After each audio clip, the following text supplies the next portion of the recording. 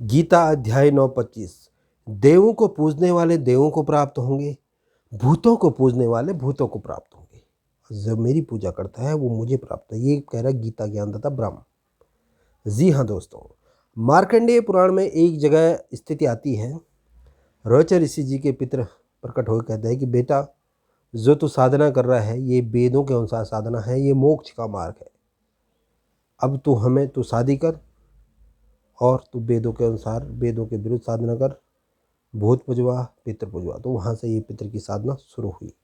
पितृपक्ष चल रहा है। ये जो साधनाएं हैं, इन साधनाओं से मोक्ष नहीं है, इन साधनाओं से मुक्ति नहीं है।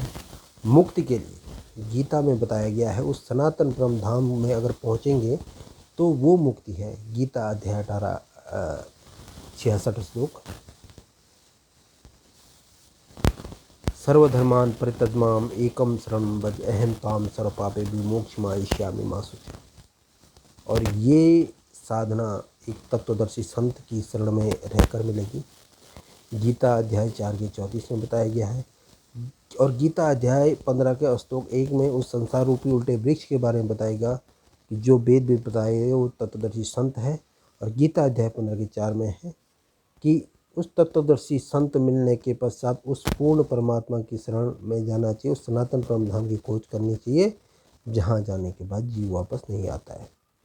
ये सारे साक्ष्य हैं हमारे शास्त्रों में, ये सारे साक्ष्य हैं हमारे गीता में। दोस्तों, ये आज भी वही हैं, आज से कई हजार साल पहले भी वही थे। सारी चीज़ें पहले से ही थी और वो सारी चीज़ें पहले से ही उपलब्धि हमारे पास। तो कहने का मतलब ये है कि गीता पहले लिखी जा चुकी है, पहले उपलब्ध था, लेकिन आज हमें इसलिए पता लग रहा है कि आज तत्वदर्शी संत धरती पर है। और गीता में भी यही कहा गया है, तुम्हें तब पता लगेगा जब तत्वदर्शी संत की शरण में जाओगे। तो आज तत्वदर्शी संत के रूप में जगत गुरु तत्वदर्शी संत रामपाल जी महाराज जी हैं, जिनका उल्लेख है नासिर दमस ने किया हुआ है। फ्रांस की कीरो एक बहु प्रसिद्ध भविष्यवक्ता है, उन्होंने किया हुआ है। राजस्थान के रामदेव पीर बाबा की पुस्तक है, उसमें भी बताया गया है कि वो संत जाट वर्ण में होगा। गुरु ग्रंथ साहिब में भी प्रमाण है इस चीज़ का कि उसका साधना का स्थान बरवाला होगा।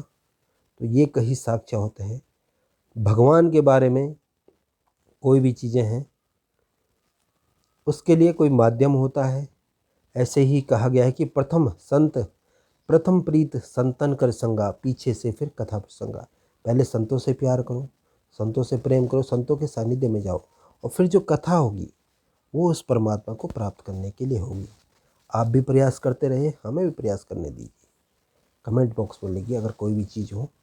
सारी चीज़ें शास्त्रों के अनुसार है। किसी के अनगढ़ ज्ञान नहीं है, किसी ऋषि का दंत कथा नहीं है।